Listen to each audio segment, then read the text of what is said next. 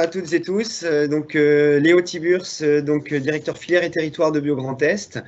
Nous avons le plaisir là donc d'attaquer une conférence web qui s'appelle Vers la résilience alimentaire locale. La filière du Grand Est, Bio du Grand Est se mobilise. Donc voilà, je vais animer ce débat et un petit peu distribuer la parole pour remercier tous les intervenants. Vous avez vu qu'on a un programme assez chargé jusqu'à 15h30. Et donc, on va essayer de tenir ce timing et de laisser un petit temps de questions en fait à 15h15 jusqu'à 15h30. Donc, les questions, elles se feront par le chat.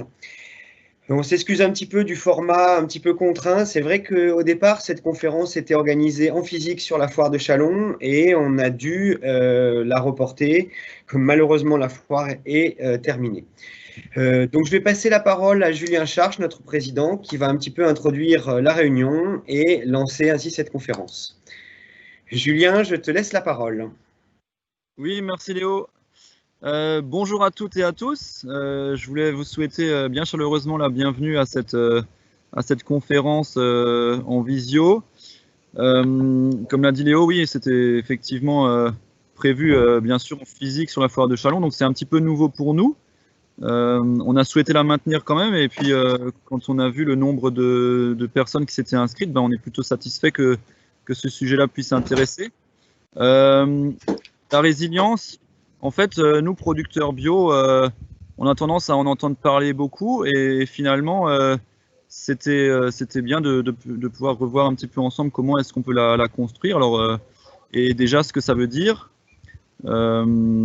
Moi, j'ai regardé très concrètement dans le Larousse ce que ça voulait dire résilience, et j'ai vu que c'était en fait un terme qui venait de la mécanique et qui signifiait qu'un matériau qui est soumis à une forte perturbation ou une forte modification pouvait revenir à son état de départ.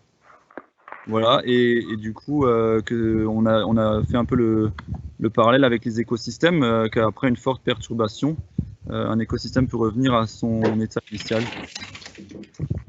L'idée alors de cette webconférence, c'est de pouvoir un petit peu, dans un premier temps, avec Monsieur Lallemand, pouvoir définir un petit peu ce que c'est que la résilience alimentaire locale, puisque donc Monsieur Lallemand des Greniers d'Abondance, qui a mené un travail de recherche justement sur cette résilience alimentaire locale.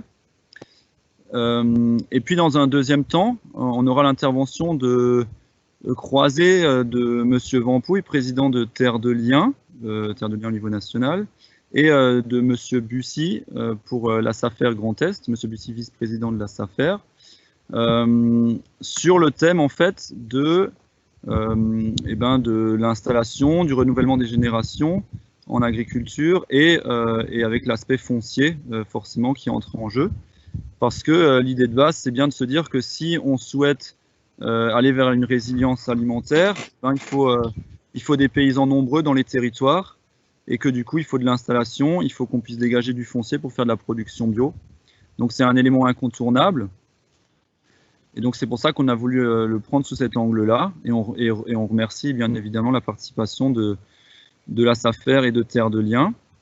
Et ensuite, en dernier lieu, on pourra proposer à Madame Andriot aussi, qui est élue locale et engagée au sein du Pays de Langres, qui pourra témoigner sur concrètement les actions qui peuvent être mises en place sur un territoire pour participer à la résilience alimentaire.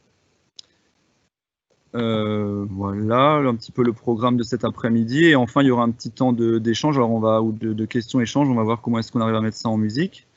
En tout cas, je voulais vraiment remercier donc tous les intervenants et tous les participants d'être présents aujourd'hui. Je ne fais pas plus long comme intro parce qu'on a des interventions qui vont être riches en contenu et qu'on a dû contraindre en termes de temps. Donc, je passe tout de suite la parole à Monsieur Lallemand. Merci. Merci. Est-ce que vous m'entendez bien? Je suis par téléphone. Mais alors, vous êtes en direct. Oui, c'est tout bon? Excusez-moi, donc c'est Léo Tiburce. Juste, je reprends la main. On va passer la parole, en fait, finalement. Donc, c'est à Lucille Giquel qui est en direct. Je vais lui laisser la parole, donc, qui est aussi des Greniers d'Abondance. Je vous laisse la parole. C'est Félix qui va commencer. Félix, on t'entend, donc si tu veux t'exprimer. Ouais, super. Donc, on est tous les deux, en fait, Lucille, Gisèle et moi, Félix, finalement, là pour représenter les travaux des greniers d'abondance. Donc, je suis désolé, vous ne pouvez pas voir mon visage parce que je suis par téléphone, mais Lucille prendra la relève juste après. Donc, simplement pour vous parler un petit peu de l'association, donc les greniers d'abondance, qui a été créée il y a maintenant 2 ans. En gros, l'objet de cette association, l'objectif qu'on s'était donné, c'était de créer une structure qui rassemble les personnes qui s'intéressent sur ce sujet de la résilience alimentaire, notamment au vu des vulnérabilités auxquelles notre système alimentaire actuel fait face, notamment les grandes menaces écologiques comme le changement climatique, l'épuisement des ressources, etc. On reviendra là-dessus. Donc c'était voilà, d'avoir une structure qui rassemble un peu les bonnes volontés pour aller creuser ces sujets-là. Donc alors moi personnellement je viens plutôt du monde de la recherche, je fais une thèse en écologie végétale. Et un des points essentiels dans les activités de l'association, c'est justement de faire un peu ce lien avec le monde de la recherche, avec les résultats scientifiques, pour essayer de les vulgariser, de voir un peu comment la littérature sur les grands enjeux contemporains nous donne des clés pour comprendre un peu les conséquences que vont avoir ces menaces sur nos systèmes alimentaires et de comprendre un petit peu localement comment les choses vont pouvoir évoluer en vue d'apporter des réponses à ces enjeux-là. Donc un des buts de l'asso, c'est de mener un peu ces travaux de recherche, de compiler les informations et puis de les rendre les plus accessibles possibles sous différentes formes, notamment des publications comme celle qu'on a pu faire en février dernier, qui est un rapport qui essaie de faire un peu la synthèse sur ces sujets-là, qui s'appelle « Vers la résilience alimentaire, faire face aux menaces globales à l'échelle des territoires ». Donc il va être publié à partir de mi-septembre, dans une semaine, aux éditions Yves Michel, donc vous pouvez l'acheter en librairie. Et en gros, dans cet ouvrage, ce qu'on a essayé de faire, c'est vraiment de rassembler un peu tout ce qu'on a pu trouver comme dans la littérature scientifique sur les grandes menaces auxquelles on se trouve confronté et essayer en regard de tout ça, de montrer quelles réponses pouvaient être apportées au niveau notamment des collectivités territoriales. On avait un peu cet angle dans notre approche de regarder vraiment au vu des compétences réglementaires qui sont celles des collectivités aujourd'hui, quelles peuvent être les réponses apportées. Alors évidemment, n'importe qui après peut trouver dans cet ouvrage des éléments pour comprendre un petit peu la situation et trouver des moyens d'action, même s'il ne fait pas partie d'un groupe d'élus ou des services techniques d'une collectivité. Néanmoins, voilà un peu l'approche qu'on a essayé d'avoir dans ce livre. Donc on vous présentera un petit peu la grille d'analyse qui est tissée tout au long de l'ouvrage et vous pourrez bien sûr approfondir ces questions-là si ça vous intéresse en regardant le bouquin, sachant qu'il est également téléchargeable librement sur notre site internet résiliencealimentaire.org. Donc voilà pour une des activités de l'association Les Greniers d'Abondance, c'est ce pôle plutôt recherche. Ensuite, on mène aussi des activités de sensibilisation, comme ce qu'on est en train de faire maintenant, là, avec participant à des conférences, intervenant à différents événements. Et puis, autre point important dans l'objet associatif, c'est tout ce qui relève de l'accompagnement des acteurs en vue de renforcer la résilience du système alimentaire. Donc, on a parlé des collectivités. On essaye notamment de mettre au point certains outils pour aider les élus, les services techniques à prendre en main ces sujets-là, à développer une grille d'analyse transversale sur l'ensemble des menaces, mais aussi des maillons à prendre en compte dans le système alimentaire pour que les actions soient les plus efficaces possibles. Et ça se traduit notamment par la mise en ligne bientôt d'un outil qui calcule en fait de manière automatique certains indicateurs de la résilience alimentaire du territoire, mais également d'un tableau de bord pour réaliser un diagnostic de la résilience alimentaire sur son territoire et commencer à établir un plan d'action. Donc tout ça seront mis en ligne bientôt et si ce sujet vous intéresse, je vous invite à suivre un petit peu les activités des greniers d'abondance. Voilà, alors avant de passer la parole à Lucille, la crise sanitaire qu'on vient de traverser a été intéressante évidemment à plusieurs titres sur ces questions alimentaires, notamment quelque chose qu'on a vu surgir à plusieurs reprises, c'est comment la question de l'alimentation est redevenue un sujet politique. En fait, on a bien vu que voilà, il y a eu de plus en plus de prises de position de différents acteurs, que ce soit du monde agricole, du monde politique, associatif, militant, sur ces questions de souveraineté alimentaire, de résilience, etc. Donc on voit que c'est vraiment un enjeu qui gagne en puissance. Avec les dernières élections municipales, on se doute que la plupart des territoires vont s'engager sur ces questions-là, on se réapproprier un peu la question de l'alimentation dans leur politique publique. Et donc, il y a tout un champ à explorer ici, et on va essayer de vous montrer un peu quelle est notre grille d'analyse au sein des greniers d'abondance et ce qu'on peut essayer de proposer. Voilà, je vais laisser la parole à Lucille qui va se présenter et vous présenter un petit peu différentes choses sur ce qu'on a pu travailler. Merci Félix. Lucille, il convient d'activer votre micro. Ouais, parfait. Merci Félix. Donc moi, je vais prendre le relais de Félix pour vous partager en fait notre regard sur la vulnérabilité de ce système alimentaire, qui a pour objectif en fait d'assurer la sécurité alimentaire de la population. Donc tout d'abord, je voudrais vous partager ce schéma en fait qui explique cette complexité. Donc c'est l'ensemble de la chaîne agricole et agroalimentaire en fait qui s'est complexifié. Donc comme vous pouvez le voir sur le visuel, c'est pas seulement à l'échelle des fermes et des agriculteurs, mais c'est bien en amont et en aval en fait de cet écosystème que ça s'est transformé. Donc ça a eu lieu pendant ce qu'on appelle la révolution verte, donc les années 1960-1990, pour répondre au boom démographique et aussi répondre à une volonté de nourrir la population mondiale. Donc c'est à cette période aussi qu'il y a de grandes innovations techniques, comme l'irrigation, la sélection variétale, la recherche sur les semences, l'apparition des intrants avec les phytosanitaires et les engrais, qui ont permis d'accéder en fait à des cultures à haut potentiel de rendement. Donc en fait, c'est la structure même du système alimentaire qui a été impactée, avec, comme vous le voyez, un circuit beaucoup plus long, et puis sur chacun des maillons de la chaîne, une multitude d'acteurs en fait, sur chacun, donc au niveau de la reproduction, au niveau de la production, de l'acheminement ou de la consommation des denrées alimentaires. Donc, ces avancées, elles ont aussi permis de se décentrer en fait de la production agricole et d'aller vers plutôt l'industrie et une économie de services. Donc, en termes d'indicateurs, on est passé en 1960 de 5 individus qui produisaient pour 100 habitants et aujourd'hui, on est à 1 individu qui produit pour 100 habitants. Cette révolution, elle nous a permis aussi d'accéder à une alimentation beaucoup plus variée, donc principalement aussi grâce à l'importation, et beaucoup plus carnée. Donc ça, c'est pour donner une vision d'ensemble de là où on vient de notre système agro-industriel et de comment il s'est complexifié. Donc ensuite, il y a aussi maintenant le contexte actuel qui donne un regard un peu plus sombre sur l'état de notre planète, avec d'un côté des facteurs d'érosion, comme le changement climatique, qui aujourd'hui, s'il ne se manifeste pas de manière brutale, en tout cas en France, il provoque des altérations sur notre système. Donc là, je vais vous partager sur le changement climatique un visuel en fait publié par Météo France, qui annonce une hausse en fait de 3 degrés à l'horizon 2100. Donc, c'est un rythme qu'on n'a pas vu depuis la dernière extinction de masse du vivant, mais en gros, on peut au moins se dire que sur ces variations de température, ça va entraîner et ça entraîne des sécheresses.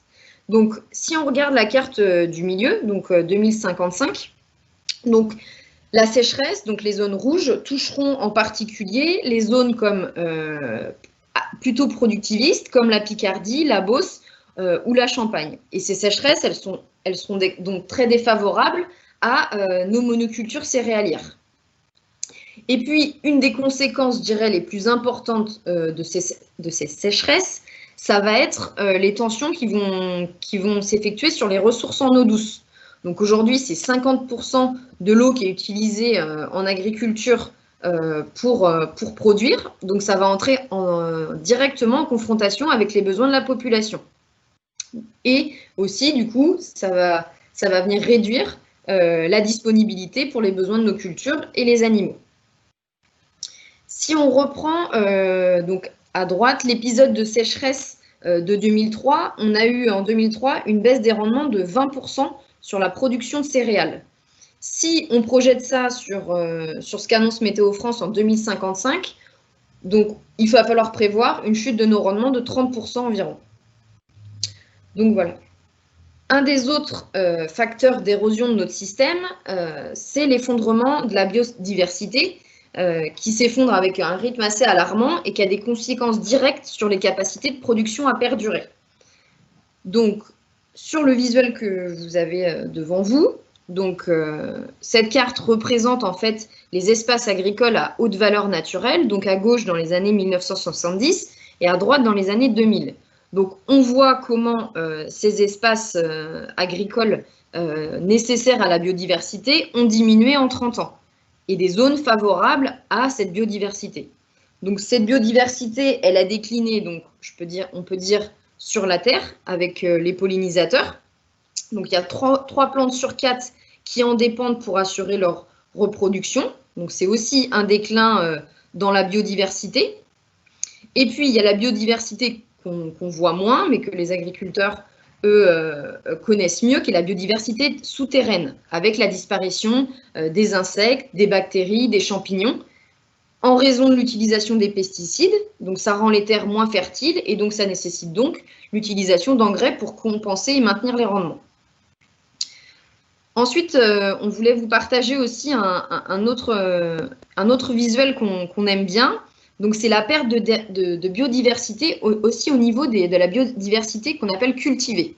Donc au niveau de la biodiversité cultivée, il faut avoir conscience qu'il y a 4 plantes en fait qui assurent 50% de la production de biomasse agricole. Donc les 4 plantes, la canne à sucre, le maïs, le blé et le riz, sur 6000 espèces qui existent aujourd'hui. Donc cette simplification de notre écosystème, elle ne permet pas le développement, ou ce qu'on entend souvent, le maintien de la biodiversité. Donc ça, c'est aussi un des facteurs qui rend vulnérable notre système. Ensuite, il y a une grande question, c'est les ressources énergétiques, avec les incertitudes sur le pétrole. Donc l'énergie reine, le pétrole qui représente 1/3 de notre consommation mondiale d'énergie. Et d'après l'Agence internationale de l'énergie, d'ici 2025, on aura en fait un décalage entre la production et la demande, qui équivaut en termes de différentiel à ce que produit l'Arabie saoudite. On aura donc un frein en fait sur l'approvisionnement de pétrole. Notre agriculture aujourd'hui, elle est hyper dépendante de cette ressource, et ce sur tous les maillons de la chaîne. Donc là, je vous partage aussi en visuel un des axes sur lesquels on est très dépendant, c'est la fabrication des engrais azotés de synthèse, qui, par un procédé de fixation du diazote, est très énergivore. Donc là, les 2 photos que vous voyez, c'est une extraction de phosphate d'une usine de phosphate au Togo, et donc qui demande en fait beaucoup d'énergie et beaucoup de ressources fossiles. Et puis aussi après, autre que les intrants, on a sur nos fermes un besoin pour faire avancer les tracteurs, acheminer des pièces d'équipement pour le matériel agricole. Aujourd'hui, on a très peu d'usines de fabrication en France.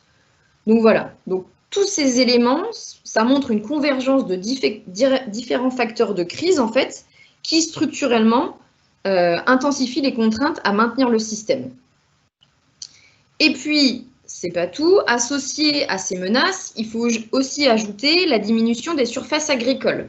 Donc là, avec la baisse de moitié des surfaces agricoles utiles par habitant, qui est principalement liée en fait à l'étalement des villes, des zones pavillonnaires, des zones de grande surface, et qui va 3 fois plus vite que la croissance démographique.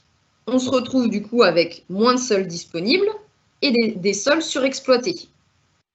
Et donc une qualité des sols qui s'appauvrit, avec 40% d'entre eux qui manquent de matière organique et d'éléments nutritifs. Donc ça, on a une multitude de facteurs d'érosion.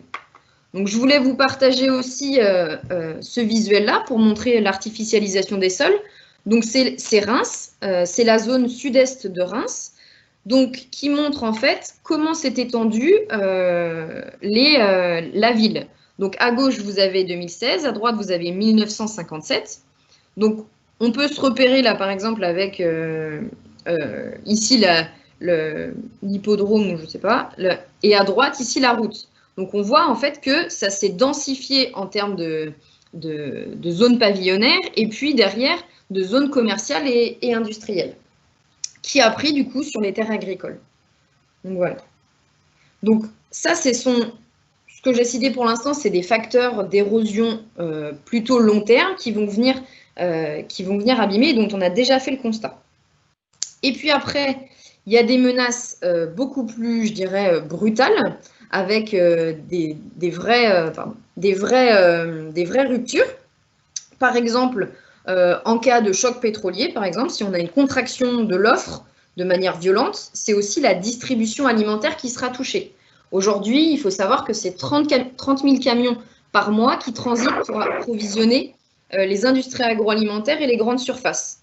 Et c'est aussi les besoins des citoyens qui viennent avec leur voiture individuelle chercher leurs produits auprès des grandes surfaces.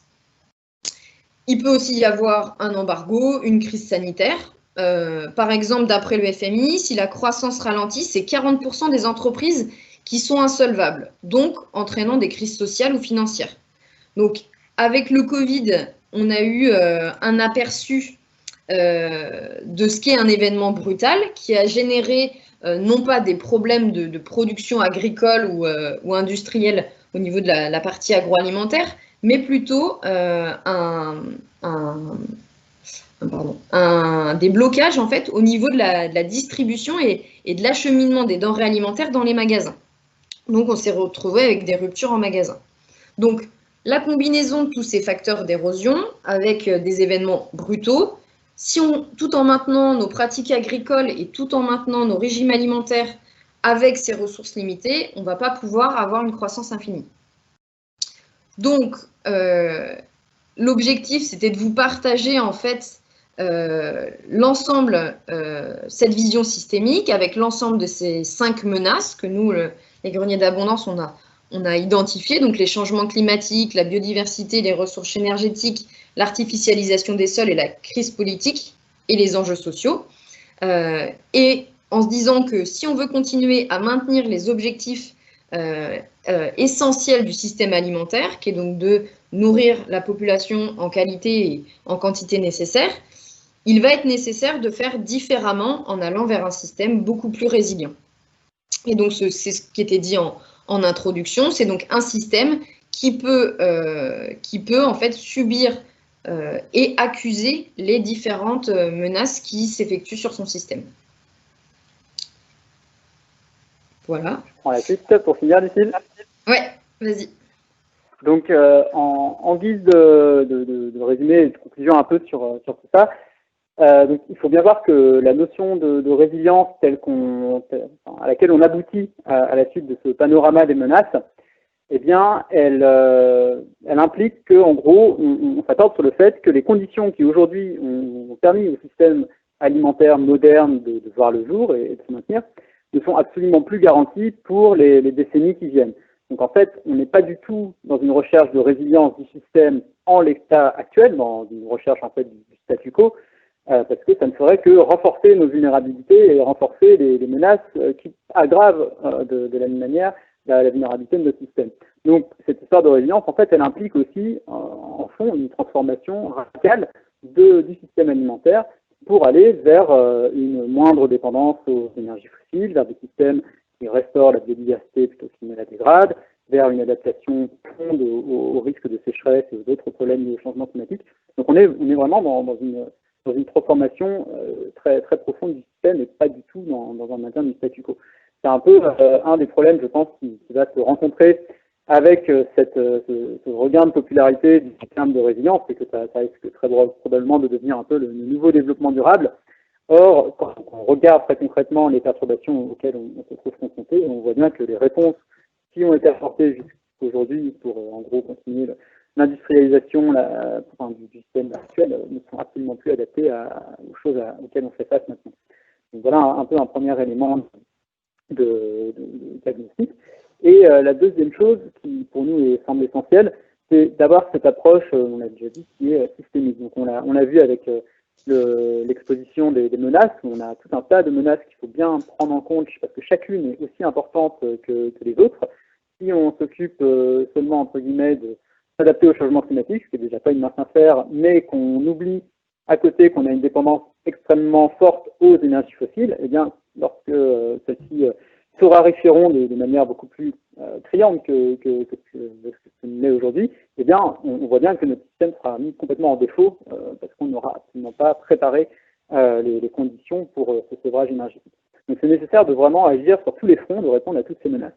Et de la même manière, du côté des réponses à apporter, justement, c'est tout à fait indispensable de regarder l'ensemble des maillons du système alimentaire et de ne pas en oublier. Typiquement, si on s'intéresse simplement, et encore une fois, c'est déjà un gros morceau, mais aux questions de l'agriculture, et qu'on adapte les fermes à, par exemple, produire leur énergie pour être indépendantes du pétrole, adapter les variétés et les systèmes de culture pour mieux résister aux pénuries d'eau, etc., mais qu'à côté, on ne prévoit pas, on n'anticipe pas le renouvellement des générations d'agriculteurs, qu'on ne freine pas très rapidement l'artificialisation des sols, qu'on ne réfléchit pas au changement de nos régimes alimentaires ou à la gestion des déchets pour boucler le cycle des nutriments et sortir comme ça de notre dépendance aux engrais minéraux fossiles, eh bien, on voit bien, encore une fois, que le problème n'est pas réglé et qu'on peut avoir comme ça des gros trous dans la raquette.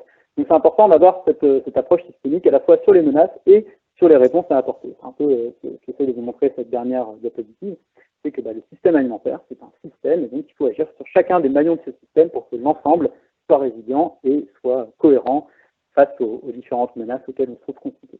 Donc voilà, si vous voulez creuser un peu de ça, je vous rappelle que vous pouvez trouver des éléments d'action, notamment dans notre rapport sur la résilience alimentaire des territoires. Et puis, je pense qu'on aura peut-être pour répondre à quelques questions par la suite.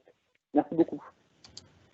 Bien, merci beaucoup à Félix et Lucille là, pour les greniers d'abondance d'avoir fait ce petit cadrage. On voit un petit peu mieux effectivement cette notion de résilience alimentaire dont on parle beaucoup, la capacité donc à résister au choc et donc à produire derrière la volonté de produire une alimentation, une agriculture diversifiée et le plus localement possible.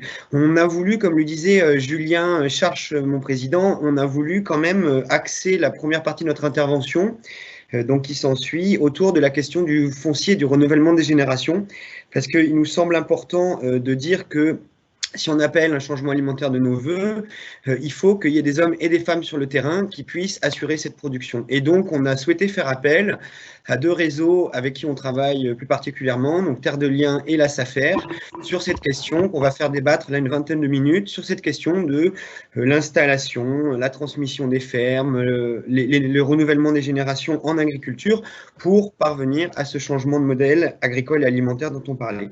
Je vais d'abord peut-être laisser la parole à Michel Vampouille. Donc, je vais vous mettre en direct. Michel, vous avez activé votre micro, c'est bien, très bien.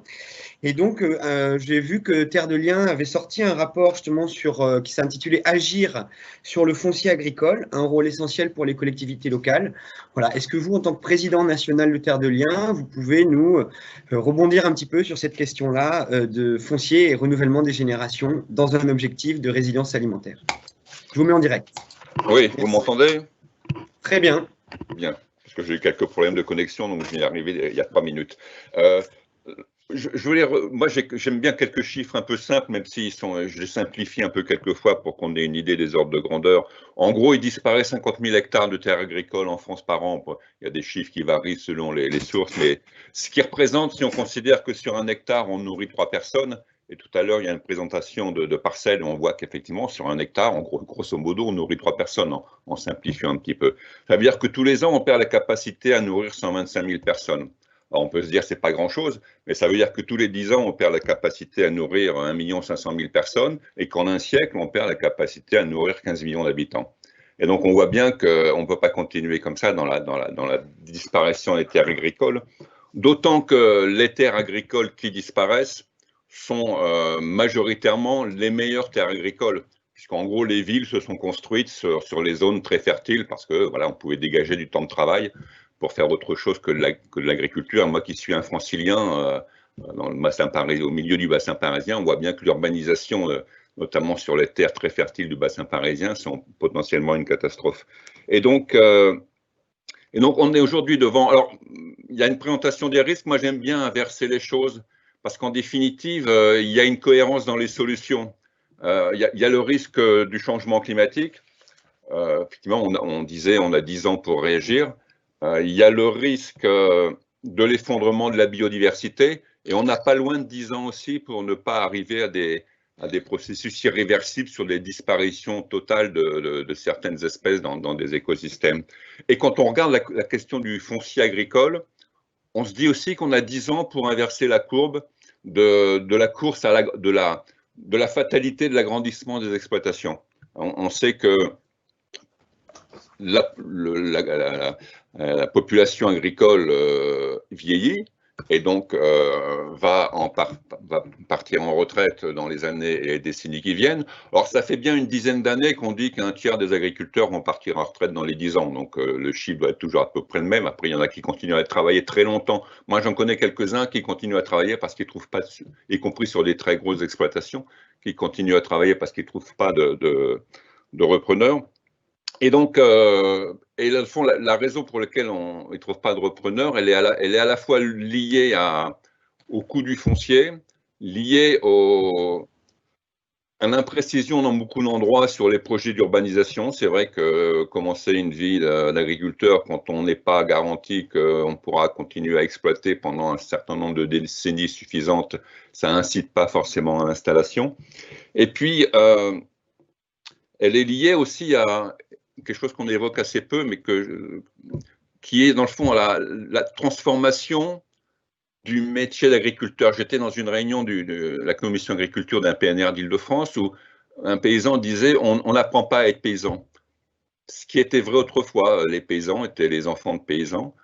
Ce qui est moins vrai aujourd'hui, il y a des familles de paysans dans lesquelles les enfants ne souhaitent pas reprendre l'exploitation. Par contre, il y a des gens qui ne sont pas issus du milieu agricole et qui souhaitent s'installer en agriculture.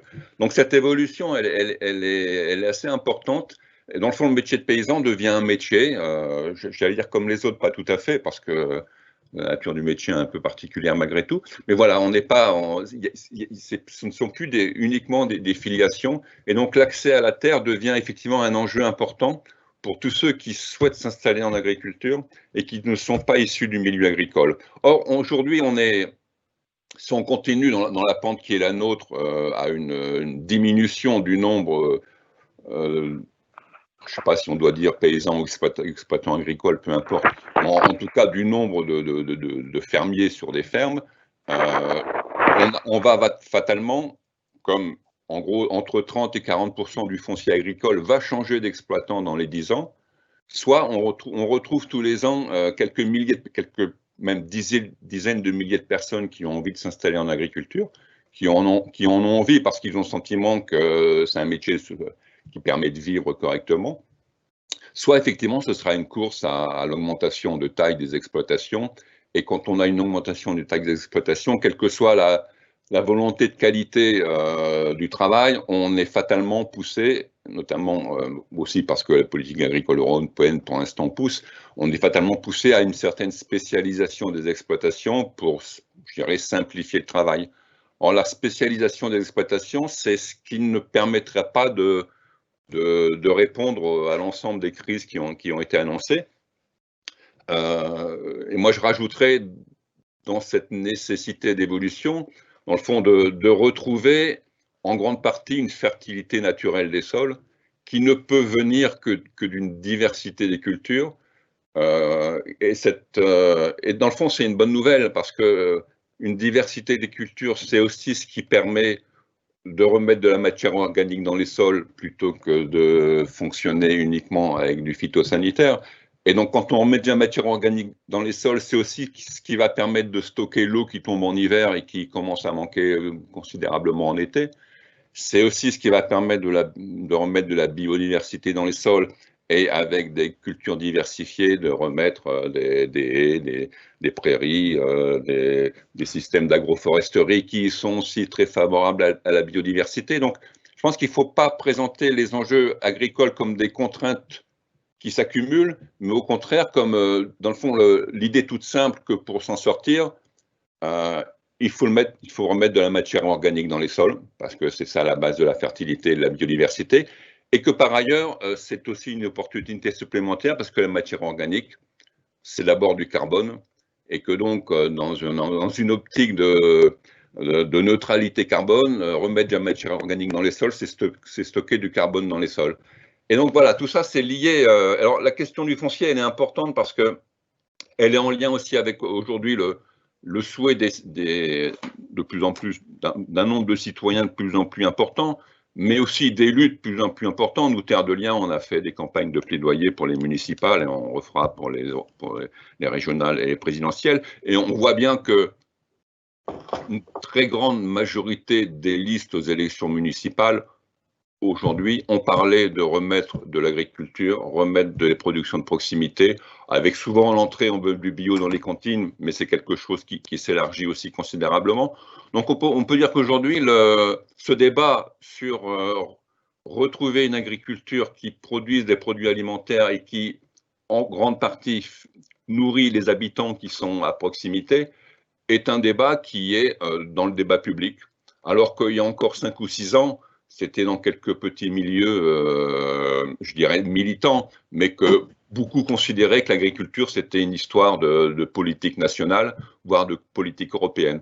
Et aujourd'hui, on sent bien qu'il y a une volonté de retrouver cette diversité des productions agricoles, parce qu'elle est aussi liée, je rajouterai aussi, on parle, dans le fond, la crise des Gilets jaunes, ça a été en partie certes de désertification économique des espaces ruraux.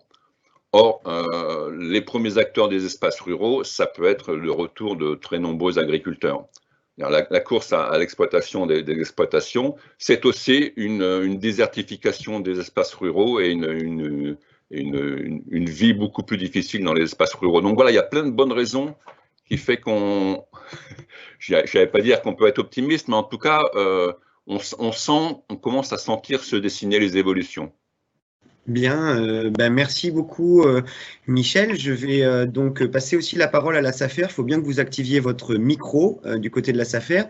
Et donc là vous êtes en direct, la SAFER. Donc je voyais aussi par rapport, pour rebondir sur ce que disait Michel Vampouille, un rapport de la FN SAFER qui justement aussi revenait sur cette question de la concentration de l'agriculture, la financiarisation.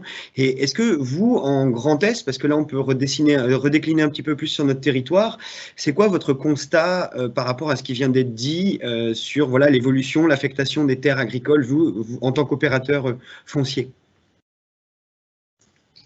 Oui, donc merci de me passer la parole. Je ne sais pas si vous m'entendez. Très bien. Très bien.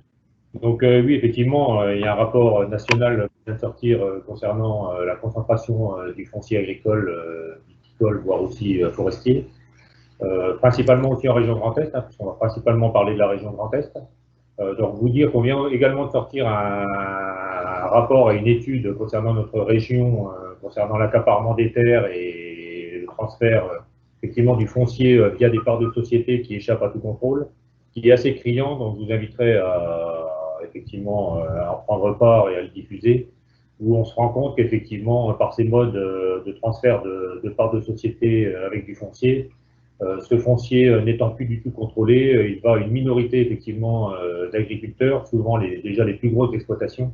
Et c'est ce qui accentue encore effectivement l'augmentation des exploitations et la concentration des exploitations.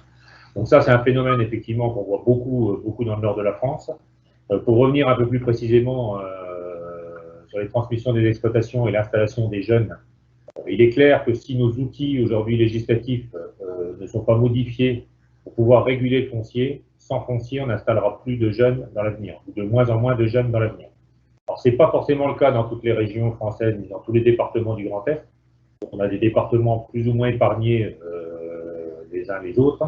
On se rend compte que dans les départements les plus riches, où la terre a la plus de valeur et a plus de rentabilité, effectivement, au niveau des rendements et au niveau des activités qu'il peut y avoir dessus, le phénomène est encore plus amplifié.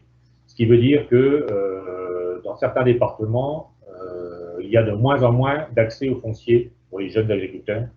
Ça, c'est un constat criant qu'on fait depuis des années maintenant, moi depuis que je suis président de l'ex-SAFER Champagne-Ardenne, soit parce qu'on a des montages qui font que le foncier échappe à tout contrôle, et là, c'est la foire d'empoigne, et c'est souvent celui, effectivement, qui a le plus d'argent, déjà les plus grosses structures qui se l'accaparent, voire des capitaux autres que des capitaux agricoles. Donc ça, c'est un constat, effectivement, qui est assez criant. Donc aujourd'hui, effectivement, on a beaucoup d'exploitations qui ne notifient pas ou qui notifient à la SAFER des choses sur lesquelles on ne peut pas intervenir. Donc ça, c'est un premier constat, ce qui veut dire qu'effectivement, c'est un phénomène grandissant. On espérait répondre à ce phénomène à travers la loi foncière, dont on espérait beaucoup depuis quelque temps. Il s'avère que cette loi foncière ne verra pas le jour, au moins dans cette mandature du président de la République, alors que c'est lui qui s'était engagé effectivement sur ce dossier. Donc on essaye de faire passer, le nouveau ministre de l'Agriculture essaye de faire passer ce qu'on appelle une petite loi foncière pour essayer de régler rapidement ces problèmes de part de société et d'achat de foncier en démembrement de propriété. Ça, c'est un premier phénomène qui fait effectivement que c'est du foncier qu'on ne peut pas s'emparer pour distribuer à des jeunes agriculteurs. Il y a un deuxième phénomène conséquent, très conséquent sur notre région, mais qui n'est pas que sur notre région. C'est le travail qui est fait aujourd'hui par des anciens agriculteurs par la prestation. Ça, c'est un phénomène, vous avez dit tout à l'heure qu'il y avait effectivement des exploitants qui arrêtaient de plus en plus tard leur exploitation. C'est pas parce qu'ils continuent aussi pour le plaisir de travailler, c'est parce qu'ils ont plus de rentabilité à garder leur exploitation et à la faire faire à façon par un prestataire.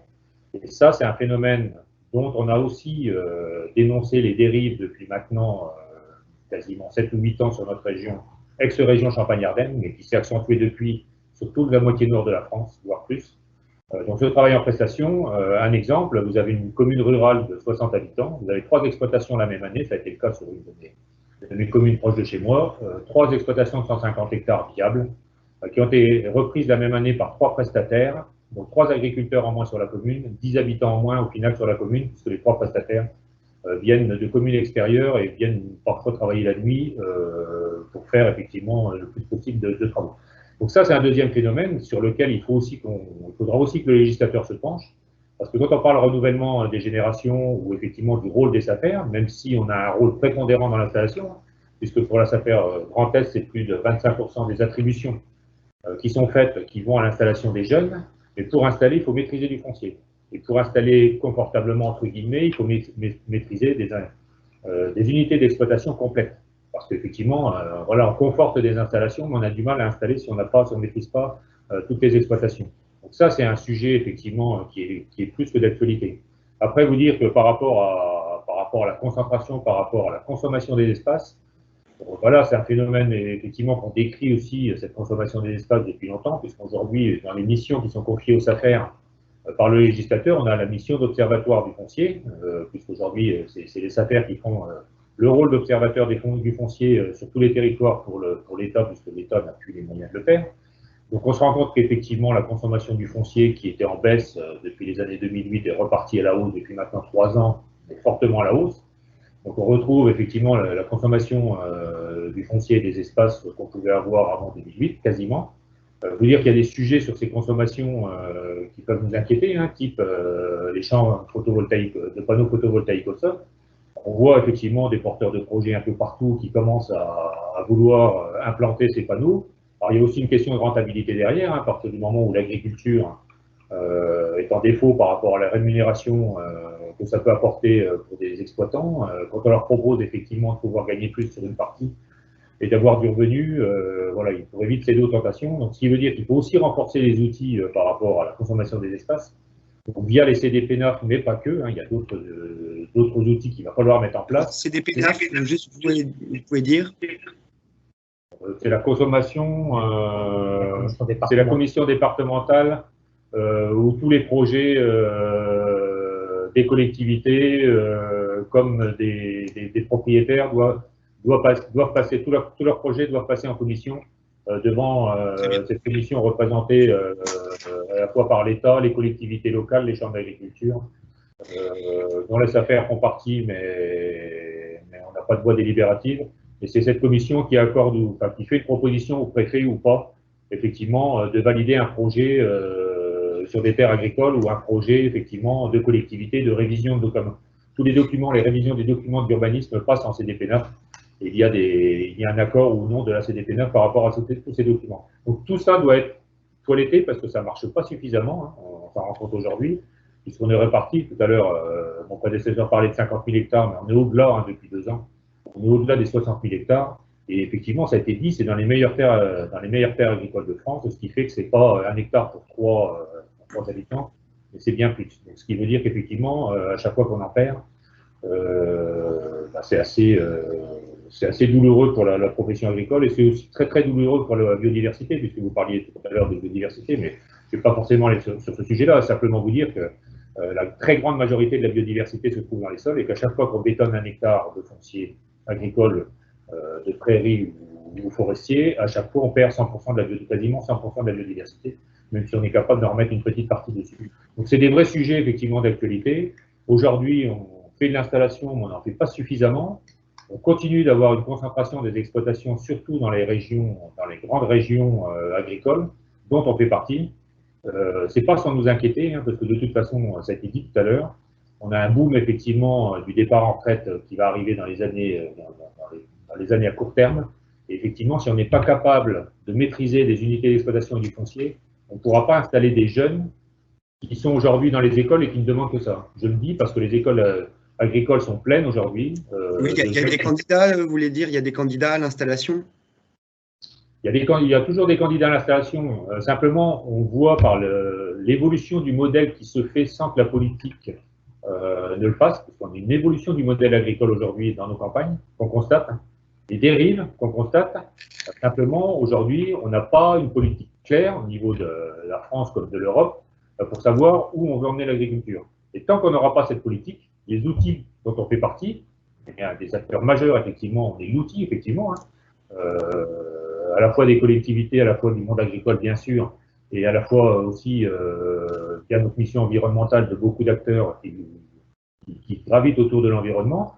Mais tant qu'on n'aura pas une politique claire, on aura du mal à adapter les outils par rapport à cette politique. Donc on reste sur la vision politique qu'on pouvait avoir il y a quelques décennies maintenant, qu'on n'arrive pas à faire évoluer par crainte, par frilosité, je dirais, politique, parce qu'aujourd'hui, clairement, les agriculteurs, ils attendent qu'une chose, c'est de savoir vers où on veut les emmener.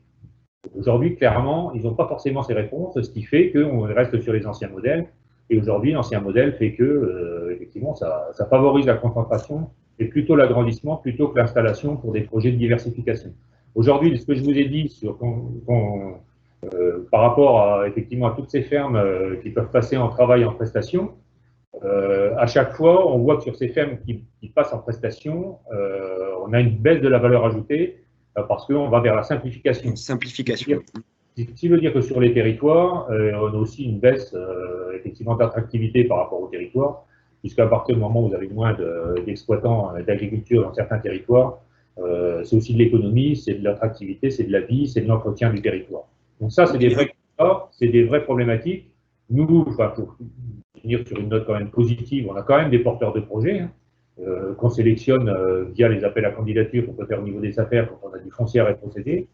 Je veux dire que sur certains modes d'agriculture, parce que pour moi, il n'y a qu'une agriculture au sens noble, hein, avec un grand A, avec à l'intérieur effectivement différentes familles qui, pour beaucoup, ont leur place et auront leur place encore demain, et dont le bio fait partie et fera peut-être encore plus partie demain. Mais vous dire que quand on a des projets de diversification ou qu'on peut avoir des rétrocessions d'exploitation diversifiées, on n'a pas toujours les porteurs de projets derrière pour aller jusqu'au bout. Donc ça, c'est aussi une vraie problématique, puisqu'aujourd'hui, effectivement, dans les formations, on en voit plus dans les systèmes qui existent déjà et qui sont plutôt plus faciles que vers des systèmes de diversification ou d'agriculture maraîchère, etc. Vous dire aussi que, vous l'avez dit, ça a été dit tout à l'heure, hein, les dernières élections municipales, mais ça, on sentait déjà la poussée avant les élections municipales. On fait aujourd'hui, les collectivités veulent s'approprier le sujet de la restauration, effectivement, des restaurations collectives pour les enfants de leur commune, et que, voilà, on aura aussi un devoir de répondre par rapport à ces collectivités, qui sont attentifs, effectivement, à la distribution de ce foncier autour des villes, puisque c'est un enjeu quand même stratégique. Mais voilà, on sent pousser aussi des sollicitations au niveau des affaires. Mais nous, ça fait partie de nos missions, donc on répondra effectivement dans la mesure où on pourra y répondre. On sera prudent par rapport, comme on l'est toujours, au niveau des attributions. Vous dire que les politiques qui attribuent le foncier dans les affaires, c'est ce qu'on appelle un peu le parlement du foncier. Ça veut dire que tout le monde y participe, enfin, tous ceux qui sont touchés de près ou de loin au foncier peuvent y participer, mais sachant que c'est une représentativité des conseils d'administration des affaires et que quasiment tout le monde aujourd'hui dans la société fait partie du conseil d'administration des affaires par une des structures qui est nommée dedans. Donc ça veut dire qu'effectivement, il y a des vrais enjeux, mais maintenant, il faut effectivement que la politique qu'on veut nous faire mettre en place soit claire et que derrière, on nous donne également les moyens, effectivement, de mener à terme cette politique avec un renforcement législatif, parce que ça passe par là. Ça a toujours passé par là, hein, depuis la création des SAPER dans les années 60, avec des rôles bien précis, effectivement, au début, hein, puisque c'était le renouvellement des générations, l'aménagement du territoire, hein, puisqu'il y avait un gros besoin d'aménagement, hein, SAPER, Société d'aménagement foncière. Ça, c'est toujours un de nos rôles prioritaires, mais qu'aujourd'hui, c'est additionné différentes missions sur lesquelles on répond, hein. On arrive à répondre, alors plus ou moins suivant les régions. Il y a des régions qui répondent beaucoup plus sur l'installation, type la Bretagne qui fait 60%, plus de 60% de ses installations, de ses rétrocessions à l'installation, donc c'est énorme par rapport à nous, et on se rend compte que dans les grandes régions, grandes cultures céréalières, on a beaucoup plus de mal à installer, et que, je dirais, les jeunes, vous avez parlé tout à l'heure des jeunes, effectivement, qui sont fils d'agriculteurs, mais pas que, et qui font beaucoup d'études, n'ont pas forcément la volonté de s'installer tout de suite, ou même s'ils s'installent, ils resteront double actifs pendant une bonne partie de leur carrière. Donc ça veut dire que c'est une évolution des modèles, il faut aussi en tenir compte, mais il faudra mettre en place une politique, effectivement, par rapport à cela. Et vous dire que quand on est double actif, voilà, la fin en soi, c'est d'être agriculteur à temps plein, je pense que c'est ça l'objectif. C'est toujours vers ça qu'on va quand on attribue effectivement à des doubles actifs, et qu'après, par rapport au renouvellement des générations, on a aussi un gros besoin d'installation au cadre familial. Donc ça, ce sera de plus en plus criant. Qu'on a des jeunes, on a aussi beaucoup de jeunes qui sont prêts effectivement à se lancer dans ces métiers sous certaines conditions. Parce qu'aujourd'hui, bon voilà, l'agriculture, si elle est très attractive par rapport au métier, qui reste un métier de passion, hein, je le dis, c'est pas un métier comme un autre. Ça a été dit tout à l'heure, mais non, c'est pas un métier comme un autre, l'agriculture. C'est un métier de passion si vous n'êtes pas passionné par l'élevage ou par le métier de produire. Je pense que vous ne le faites pas. Mais effectivement, les dérives font qu'on n'a pas que des passionnés au bout et qu'on peut avoir des grosses entreprises avec des agro-industries qui pourraient maîtriser beaucoup de foncier et avoir un modèle, leur modèle qui leur serait propre et qui nous échapperait. Donc, bien. Double actif à sa place, d'ailleurs j'en fais partie, hein, parce que j'ai été installé moi en double actif, j'ai réussi à faire quasiment toute ma carrière malgré tout. Donc il faut qu'on puisse donner leur chance effectivement à tous ces jeunes qui ont envie d'y aller par passion et qui ont des projets surtout de diversification et qui amèneront effectivement aussi un plus dans les territoires, puisque c'est quand même l'agriculture qui fait vivre beaucoup de nos territoires ruraux, et je pense qu'il faut que tout le monde en soit conscient, nos élus en sont conscients, mais par moment, ils l'oublient quand même. Donc, bien, merci beaucoup, Monsieur Bussy, et merci à Michel Vampouille pour ces bonnes interventions là sur la question foncière. On a bien compris, on a bien abordé les différents sujets. Je doute pas qu'il y aura des questions dans 20 minutes environ par rapport à vos interventions. Je voudrais ouvrir l'autre temps là qui va être plus consacré aussi à la question justement de l'organisation des filières. Tout à l'heure, les greniers d'abondance ont aussi parlé voilà, des enjeux de logistique, de distribution, etc. Donc, je vais laisser la parole chez nous à Emmanuel Follin qui va pouvoir faire une petite présentation. Je laisse la main à Emmanuel.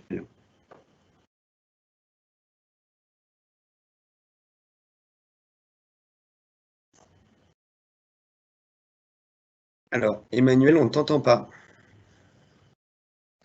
Voilà, est-ce que vous m'entendez là? C'est bon? C'est bon. Est-ce que vous voyez mon écran? Je le diffuse. C'est bon, ok. Donc, effectivement, pour rebondir sur ce qui a été dit précédemment, là, l'idée, c'était de vous présenter l'outil Parcelle que certains connaissent déjà, qui est donc Parcelle, qui veut dire pour une alimentation résiliente, citoyenne et locale. Et donc, on parle là de relocaliser l'alimentation. C'est un outil qui, effectivement, permet d'ouvrir le débat sur ces questions-là, ce que veut dire relocaliser, et surtout de s'adapter à chacun des territoires. Donc concrètement, pour ceux qui ne connaissent pas, en fait, Parcelle, c'est l'évolution du convertisseur alimentaire qu'avait développé donc Terre de Liens précédemment. Concrètement, qu'est-ce que c'est? C'est un outil, c'est une application internet, donc qui est accessible à tous sur un site internet, où en fait on peut mettre en relation un nombre de consommateurs avec une surface nécessaire du coup à nourrir pour nourrir ces consommateurs. Donc pour un certain nombre de consommateurs, un certain nombre de surfaces, mais aussi un nombre d'emplois créés directs, emplois agricoles directs, et les impacts environnementaux en lien avec la relocalisation de cette alimentation. Donc il y a bien une dimension spatiale, sociale et environnementale. C'est un outil qui a été développé donc, par Terre de Liens en lien avec l'AFNAB et le BASIC. Donc le BASIC, c'est un bureau d'études qui est spécialisé dans les systèmes d'information et dans le traitement de données. Donc là, voilà, vous avez le lien, il suffit de taper Parcelle sur Internet. Donc c'est un outil qui vraiment va servir à avoir des ordres de grandeur. Hein. Vous verrez, là je vais vous faire une petite simulation, vous verrez que c'est vraiment des ordres de grandeur et c'est comme tel qu'il faut les considérer. Donc il y a 2 parcours. Le premier parcours sert donc, comme je vous le disais, à partir d'un territoire particulier, avec le choix d'un régime alimentaire, donc un certain pourcentage de bio et une part en produits animaux dans l'alimentation. On va identifier une population et donc le logiciel va calculer la surface nécessaire pour nourrir cette population, le nombre d'emplois agricoles créés et les impacts environnementaux. Il y a aussi un deuxième parcours qui permet en fait de faire le calcul inverse, c'est-à-dire qu'à partir d'une parcelle, on peut déterminer le nombre de personnes qu'on peut nourrir sur une parcelle. Voilà. Donc là, je vous propose 2 simulations très rapidement. Donc une simulation où on va simplement relocaliser. Donc là, je suis à l'échelle du département, donc pour rester sur un exemple du coup local, quoi, Marnais. Donc le département de la Marne. Une première simulation où simplement on va relocaliser. Manuel, on ne voit pas la simulation. Si tu peux avancer ton PowerPoint. Là, vous voyez quelque chose? Ouais.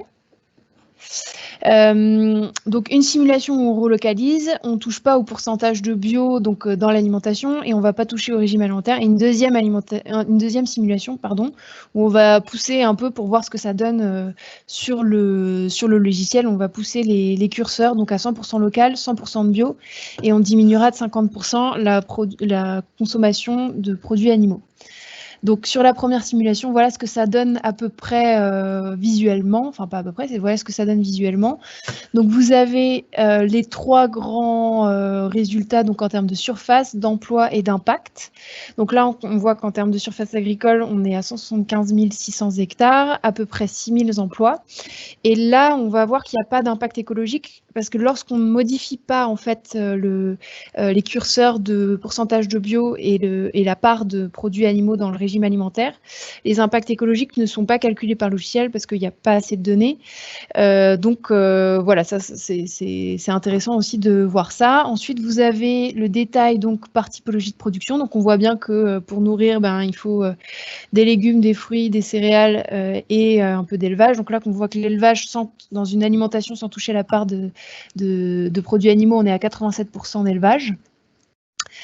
Si je passe à la deuxième simulation, donc là, je rappelle 100% local, 100% bio et on diminue de 50% la consommation de produits animaux. On diminue un petit peu la surface agricole, mais en termes d'ordre de grandeur, c'est pareil. On est à peu près à 170 000 hectares. On augmente par contre le nombre d'emplois. On est à un peu plus de 7 700 emplois. Et là, pour le coup, on aura un impact écologique. Donc là, c'est le critère climat qui apparaît en premier. Donc en fait, c'est les émissions de CO2 par hectare. Là, on diminue de 37%. Donc c'est quand même un fort impact écologique. Et donc de la même manière, vous avez les typologies de production détaillées et on voit que l'élevage qui était à 87% dans la simulation précédente, elle diminue à 62%. Donc si on fait un petit tableau récapitulatif, on voit que en termes d'ordre de grandeur sur la surface, c'est similaire, hein, c'est le même ordre de grandeur. Les emplois agricoles augmentent et l'empreinte écologique, du coup, est plus importante sur la deuxième simulation. Qu'est-ce qu'on peut en tirer de ça? On voit déjà que lorsqu'on passe en 100% bio dans la consommation et que on combine avec une diminution de la consommation de produits animaux, on n'a pas besoin de plus de surface pour nourrir le même nombre de consommateurs. Donc c'est déjà une première information. On voit aussi, là je vous ai mis la SAU totale de la Marne. Donc on voit que sur la simulation numéro 2, 168 000 hectares, c'est à peu près un tiers de la SAU totale de la Marne. Donc c'est quelque chose qui est envisageable voilà, en termes de surface qui existe déjà. Mais par rapport à aujourd'hui la SAU en bio, donc la SAU totale en bio, on est à 8 700 hectares. Donc on voit qu'il y a quand même une belle progression à faire. Donc, ça pose des questions, donc comme ce qui a déjà été abordé juste avant, de conversion aussi d'installation, mais aussi de type de production, et qu'il est important de penser la relocalisation en différents types de production, avec des fermes diversifiées. Donc il faut de l'élevage, il faut aussi des fruits, des légumes, et donc il faut des nouvelles installations dans ces typologies de production. Voilà, donc là c'est vraiment un exemple très rapide, mais ça vous donne une idée de ce que ça peut donner comme résultat. Donc bien appuyé que c'est un outil qui permet de développer plusieurs scénarios, qui calcule bien des ordres de grandeur et qui vous donneront pas forcément des chiffres très précis, c'est pas l'objectif. Ça permet d'ouvrir le débat. Notamment pour, par exemple, des concertations, des ateliers de concertation ou des débats publics, de susciter le questionnement sur la transition alimentaire, et donc je le répète, est bien complémentaire de travaux d'analyse plus poussés. C'est pas un outil d'étude prospective. Voilà. Donc bien sûr, si vous voulez aller plus loin, n'hésitez pas à revenir vers nous, et on pourra vous aider aussi à faire des simulations propres à votre territoire. Voilà, ça sera quelque chose de plus adapté si vous avez des questions sur votre territoire. Voilà. Merci Emmanuel donc pour la présentation de Parcelle. Oui, alors on voit que c'est un outil d'aide à la décision, mais que c'est pas ça qui fera tout. Mais par contre, c'est un outil qui est intéressant pour questionner, voilà, on va dire les scénarios à l'échelle d'un territoire donné. On n'arrivera pas à 100% de résilience. Je prends l'exemple de Reims qui est à peu près à 2%. Par exemple, aujourd'hui, on peut pas dire décréter on va passer de 2% à 100%.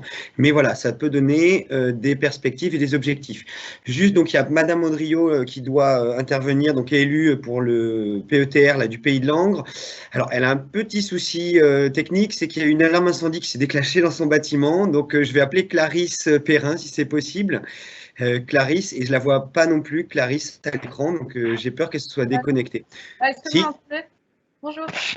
Bonjour Clarisse, par contre, je ne vous vois pas. Alors, bon, voilà, vous pouvez intervenir sans qu'on vous voit. Très bien, bon. Alors du coup, je me présente, Clarisse Perrin, donc je suis chargée de mission projet alimentaire territorial au Parc naturel régional de la montagne de Reims. Donc c'est un outil de territoire qui est émergent dans notre cas. Donc le PNR, il se trouve dans la Marne. Le projet alimentaire territorial sur lequel on travaille ne s'arrête pas donc juste au PNR. Il est étendu aux villes portes qui sont à côté, donc Reims, Épernay et Châlons. En fait, on a choisi ce territoire parce que c'est un territoire donc urbain et des territoires ruraux, donc des territoires qui vont se nourrir entre eux, et qui représentent 348 communes. C'est un PAT donc, qui est assez intéressant parce qu'il est issu d'une demande sociétale et de terrain, je dirais. En fait, il vient d'un séminaire qui a été organisé en 2018, où ont été invités le grand public et de nombreux techniciens. Et l'idée qu'il en est ressortie de ce séminaire autour de l'alimentation, de la question alimentaire, c'est qu'il fallait donc un outil pour travailler sur le territoire, à créer de nouvelles synergies et à coordonner les projets qui existaient pour aller vers quelque chose de plus global et de plus efficient sur le territoire. Donc en 2019, au sein du PNR, il y a eu la construction d'une gouvernance de projet. Le but, ça a été de mettre autour de la table des acteurs qui ne travaillaient pas forcément ensemble, donc des acteurs autant institutionnels que techniques, donc les collectivités, mais aussi comme des structures telles que Bio en Grand Est, ou la Chambre d'agriculture, ou encore Terre de Liens. Et en fait, on va mettre ces acteurs autour de la table pour aller travailler ensemble dans un premier temps sur la définition d'un diagnostic du système alimentaire du territoire étudié. Donc ça, c'est ce qu'on a commencé à faire depuis mars, où en fait, on va travailler à répertorier quelles sont les dynamiques sur le territoire, étudier les bassins de consommation et de production, et quel lien il existe entre les milieux urbains et ruraux. Et notre souhait, en fait, dans la réalisation de ce diagnostic, c'est de ne pas faire ce travail dans notre coin, c'est de mobiliser l'ensemble des acteurs du système alimentaire, comme en parlait, le grenier d'abondance, il est vraiment important donc, de mobiliser tous les maillons de ce système. Et donc, nous, on va essayer de les mobiliser à travers des temps de concertation. Donc, ce que je viens de vous présenter là, c'est la méthodologie que nous, on a présentée au Programme national pour l'alimentation, donc le PNA, l'appel à projet, où donc on fait partie donc, des 39 lauréats sur les 229 projets présentés, donc ce qui va être une réelle aide pour nous pour impulser ce projet sur ce territoire qui est le Triangle Marnais. Ici, en fait, on voit le projet alimentaire territorial comme un véritable levier de territoire, parce qu'il va permettre de faire une action qui est globale à l'échelle du Triangle Marnais, mobiliser tous les moyens techniques et financiers possibles des différents acteurs qu'on aura mis autour de la table pour s'unir autour de la thématique de l'alimentation. Ça va nous permettre en fait de mener des projets à l'échelle du territoire, que les gens ne mènent pas des projets disparates et puis déconnectés, créer des synergies entre ce qui existe pour répondre donc, aux enjeux qu'on identifiera et qu'on identifie déjà dans le diagnostic. Il y a déjà, donc, comme je vous dis, des enjeux qui sont un peu identifiés. Et aujourd'hui, on peut s'inspirer de territoires qui sont déjà des pattes et qui mènent déjà des actions. Par exemple, nous, sur le Triangle Marnais, c'est pareil pour la Marne, on a des enjeux de maintien de l'activité agricole et de diversification de la production. Donc, un de nos objectifs pourrait être d'augmenter l'installation et le maintien de ces exploitations agricoles par la création, par exemple, d'espaces tests agricoles. Donc, c'est des lieux où on va mettre à disposition des terres pour soit des néo-ruraux, soit des exploitants qui souhaitent apprendre de nouvelles pratiques et changer leurs pratiques, pour les accompagner à leur reconversion et leur permettre de tester en vrai avant de se lancer. Là-dedans, dans ce genre de projet, le rôle du PAT, ça va être, lors du diagnostic, d'identifier les potentielles parcelles qu'on pourrait utiliser pour faire ces espaces tests, de soutenir le projet ou de le porter, comme l'a fait par exemple le parc naturel régional du Perche en Normandie, et d'accompagner bien sûr le projet dans sa recherche de financement. Donc ça, c'était un premier exemple d'action qui peut être menée à l'échelle du territoire. On peut aussi avoir des enjeux en lien avec donc, la structuration des filières locales, et on peut se fixer comme objectif de répondre, par exemple, nous, dans le Triangle Marnais, en ce qui nous concerne, à un manque d'outils de transformation sur le territoire. On pourrait donc créer une légumerie pour notamment répondre à l'approvisionnement en restauration collective. Et là-dedans aussi, le projet alimentaire territorial a pour rôle de mettre en lien les producteurs qu'il aura du coup repérés et pris contact avec lors du diagnostic pour mutualiser des outils de transformation. Il peut aussi aider techniquement à la construction de ce genre d'outils et encore une fois aider au financement de ces projets. Donc voilà, ça c'est deux exemples de choses qui peuvent être mises en place pour faciliter donc, les filières sur le territoire. Et donc nous, on en est à un stade émergent, comme je vous disais. On va attendre et construire ensemble avec les acteurs notre plan d'action et la stratégie à l'échelle du territoire, qu'on va co-construire donc, pendant notre phase de concertation, qui va commencer à la fin de l'année, fin novembre. Et il y aura notamment une grande plénière le 9 décembre, où on fera un premier état des lieux de notre diagnostic et on ira lancer des premiers ateliers pour réfléchir ensemble vers quelle action on peut mener sur le territoire pour aller vers plus de résilience. Bien, merci beaucoup Clarisse pour cette présentation là du PAT de la montagne de Reims. Alors je confirme, j'excuse du coup Madame Andriot qui a eu une alerte incendie dans son bâtiment, donc là malheureusement voilà. Je vous propose de passer au temps de questions, c'est pas grave, ça laissera plus du temps aux intervenants qui sont autour de la table. Je vois en fait des questionnements beaucoup là autour de la SAFER, donc on va peut-être reprendre un petit temps de questions entre SAFER et Terre de Liens. Un projet d'installation bio sera-t-il plus soutenu par la SAFER en termes d'attribution des terres? Ça c'est une question qu'on voit. On a une autre question, pouvez-vous préciser le partenariat entre SAFER et Terre de Liens dans le Grand Est? Déjà peut-être ces deux premières questions, après on en cible d'autres qui s'adressent à la SAFER et puis peut-être avec un petit rebond de la part de Terre de Liens. Vous êtes à l'antenne, la SAFER. Oui, donc je vais répondre effectivement. Alors, un projet bio, effectivement, de reprise d'exploitation bio. Alors, si l'exploitation est déjà convertie bio, de toute façon, on a obligation, effectivement, de l'attribuer à un porteur de projet qui s'engagera vers le bio. Donc ça, effectivement, une terre qui est convertie ira obligatoirement à une exploitation bio. Après, vous dire que si on a une exploitation à rétrocéder, on a 15 ou 20 candidats, comme ça peut se passer, voire 40 dans la Marne, ça peut être ça aussi, hein, le travail qu'on peut faire. Des fois, on peut avoir 40 candidats pour une exploitation ou pour une parcelle.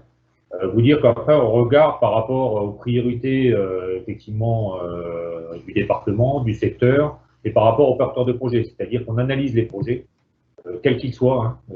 Il n'y a pas de priorité par rapport à cela. Si le projet bio sort en tête, et si effectivement ça correspond au porteur de projet, effectivement, ce sera lui qui sera retenu. Il n'y a pas de priorité. Aujourd'hui, moi j'ai dit tout à l'heure, hein, je pense que le bio fait partie de l'agriculture au sens large. On regarde les projets, mais par contre, il n'aura pas moins de chance. Aujourd'hui, il faut que chacun soit conscient que, je parle pour la SAFER Marne, puisque je suis président du comité technique, mais je pense que c'est aussi comme ça que ça se passe en SAFER Grand Est aujourd'hui, et peut-être encore plus dans d'autres régions françaises. Les projets de diversification aujourd'hui, justement, on cherche à leur donner du temps. Hein. Il y a des solutions de portage de foncier en attendant qu'on trouve le meilleur porteur de projet. Et on en a eu qu'on a soutenu des projets de diversification de maraîchage, notamment dans la Marne. Et on a été jusqu'au bout pour pouvoir attribuer ces gens-là. Donc voilà, il n'aura pas plus de chance, mais pas moins. Mais si le projet est bon et viable économiquement, on ira vers lui, sans problème. D'accord, juste Monsieur Bussy, pour rebondir, parce qu'il y avait eu plusieurs questions comme ça, mais j'en reprends une qui est pour vous avant de repasser la parole à Terre de Liens. Mais donc, est-il possible pour la SAFER de conditionner une reprise par de foncier au type de projet agricole dont on vient de parler depuis le début de l'événement, c'est-à-dire des produits où il y aurait une valorisation type circuit court, proximité, agriculture bio, qui serait prise en compte? C'est-à-dire, est-ce que dans votre stratégie, il y a cette volonté, justement, enfin, cette action sur les reprises de foncier que vous pouvez opérer?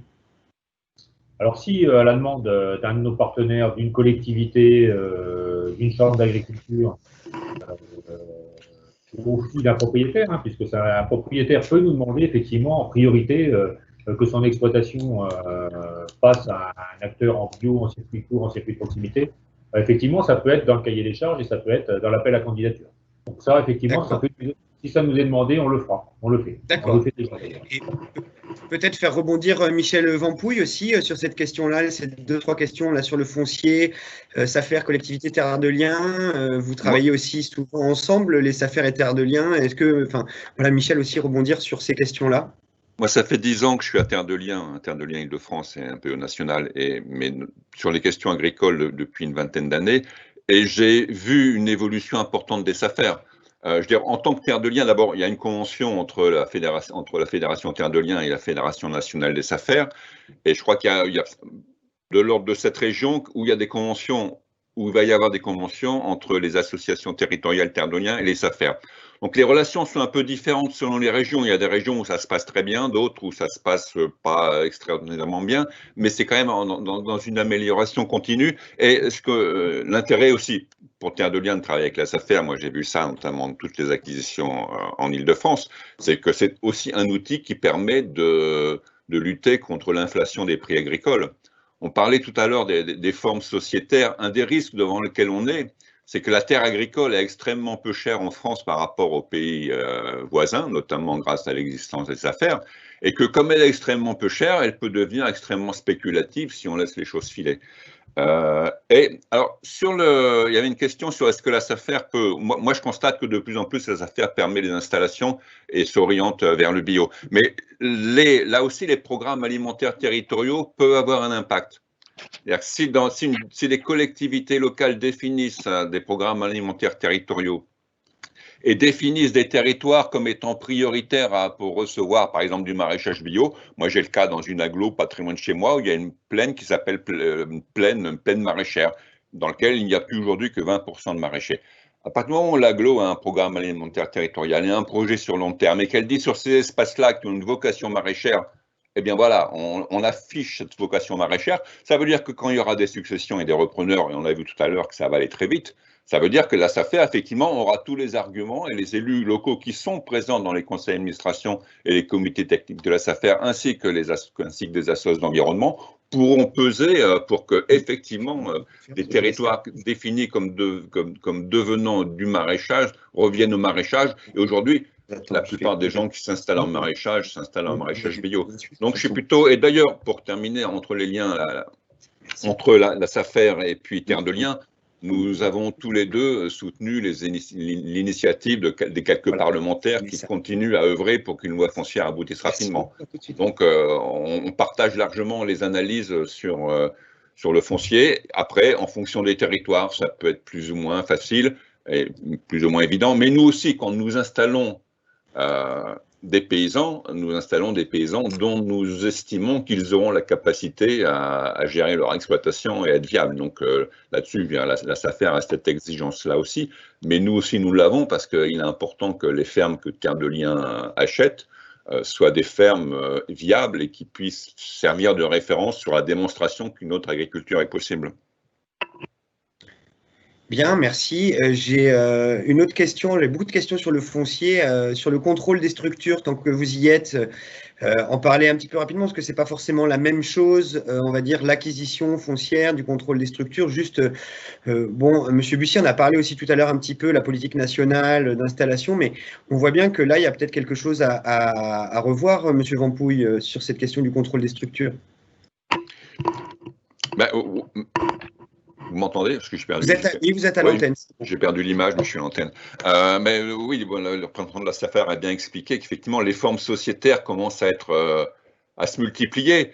Et encore, en France, on est des nains de fermes sociétaires par rapport à beaucoup d'autres pays sur la planète, y compris d'autres pays européens.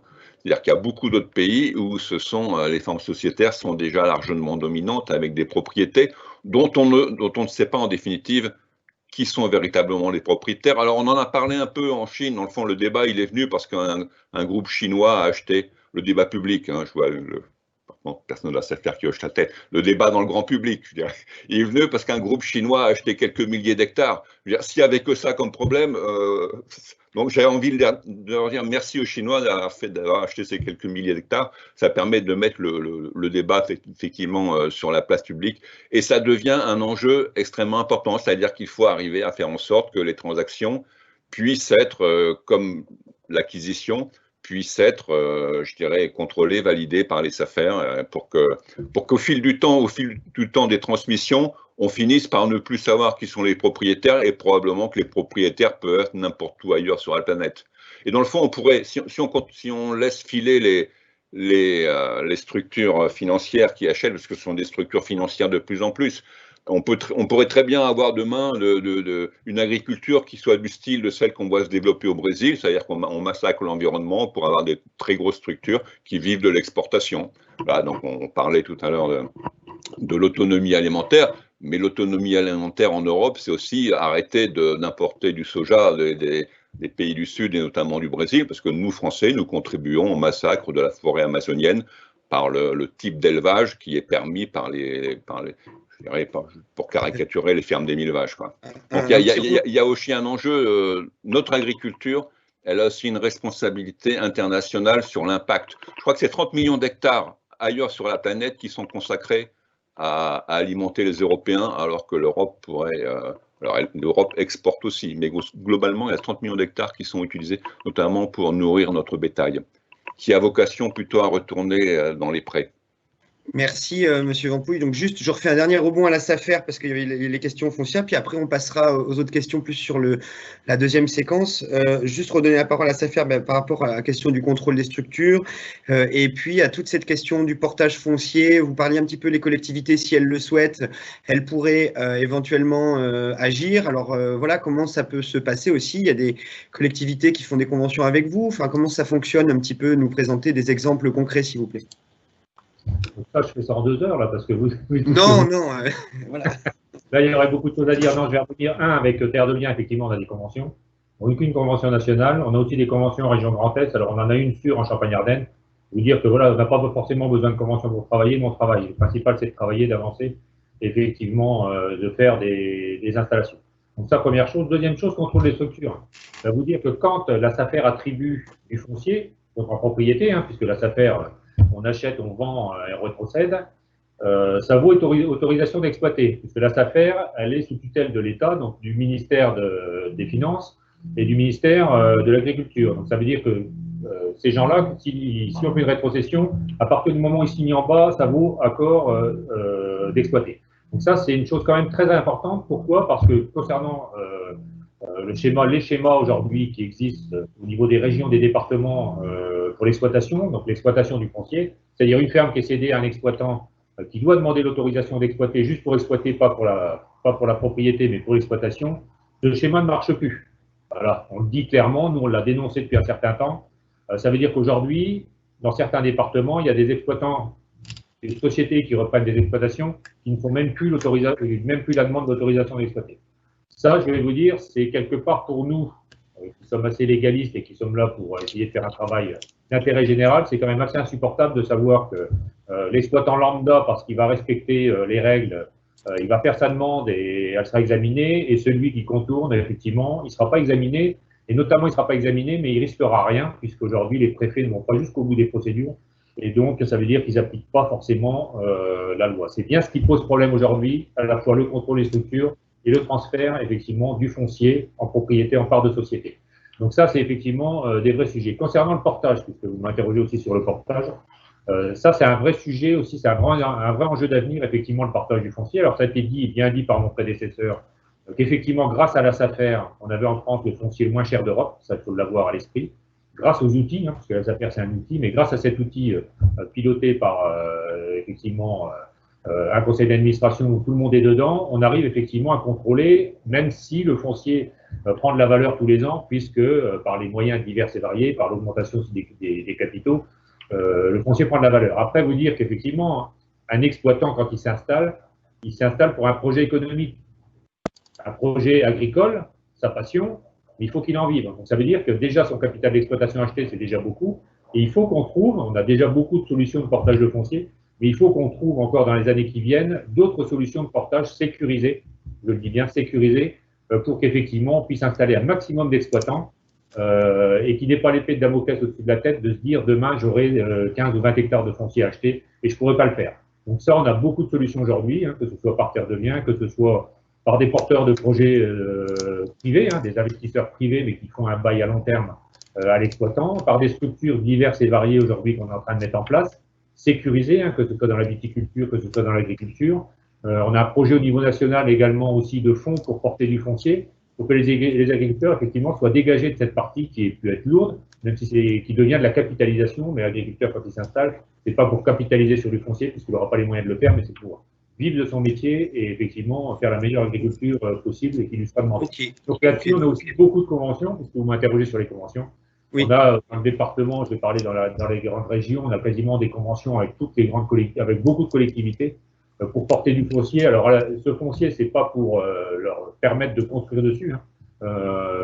C'est pas que pour permettre ça, c'est aussi pour permettre de compenser l'outil agricole, puisque quand un hectare de foncier est pris pour faire un lotissement ou une zone d'activité, on est là effectivement, là ça fait, c'est une de ses missions de compenser l'agriculteur 1 pour 1 à valeur égale pour qu'il ne perde pas son outil de travail.